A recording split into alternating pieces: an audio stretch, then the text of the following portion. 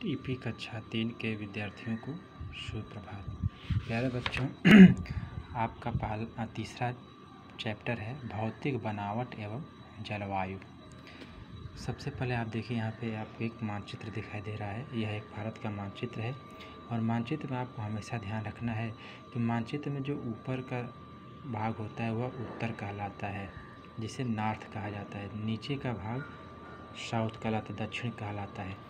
आपके दाहिना भाग जो होता है वह पूरब कहलाता है और आपके बाएं का भाग जो है पश्चिम कहलाता है। ये बात आप लोग को हमेशा ध्यान रखना है।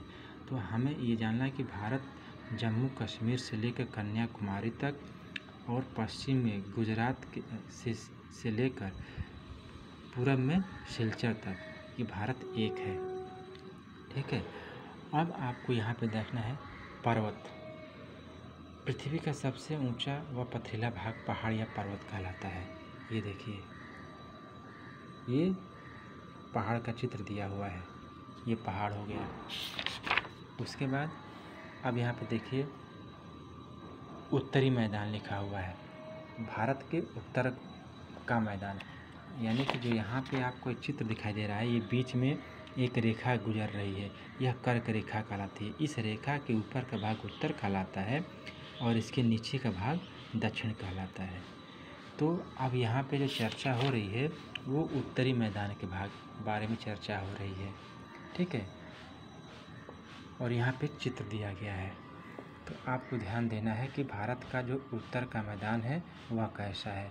तो भारत का जो उत्तर का मैदान है वह बहुत ही उपजाऊ है, क्योंकि जितनी भी नदियाँ हैं वो हिमालय पर्वत से निकलती हैं और हिमालय पर्वत जो है वह भारत के उत्तर भाग में है।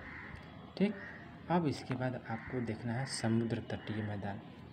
तो भारत का जो दक्षिणी भाग है वह काफ़ी दूर तक समुद्र से घिरा हुआ है, यानी कि जो हमारा देश है वह 3 ओर से समुद्र से घिरा हुआ है।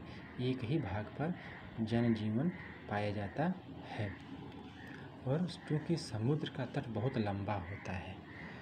ठीक है। और लंबा होने के कारण जितनी भी नदियां हैं वो सभी समुद्र में ही आकर मिलती हैं। तो इस प्रकार से हम कह सकते हैं कि समुद्र के तटों पर संकरे और लंबे मैदान होते हैं और इन्हें ही समुद्र तटीय मैदान कहते हैं। अब समुद्र तट को पहचानने के लिए हम चलते हैं पहले यहाँ पे। अब यहाँ पे देखिए, इस चित्र में आपको यहाँ पे ये भाग नीला दिखाई दे रहा है, नीचे नीला और इधर नीला दिखाई दे रहा है, यानी कि भारत का पश्चिमी भाग, दक्षिणी भाग और पूर्वी भाग ये हमारा समुद्र से घिरा हुआ है। तो यही समुद्र तटीय मैदान कहलाता है। ठीक। और कुछ राज्य ऐसे हैं जो समुद्र के किनारे बसे हुए हैं। इनके विषय में आपको हम बाद में बताएंगे। अभी बस आपको इतना ध्यान देना है कि पर्वत क्या होते हैं, उसके बाद उत्तरी मैदान क्या है और समुद्र तटीय मैदान क्या है। ठीक। इतना आप लोग पढ़िए। उसके बाद फिर आप कल पठार, प्रायद्वीप और मरुस्थल के बारे में बताया जाएगा।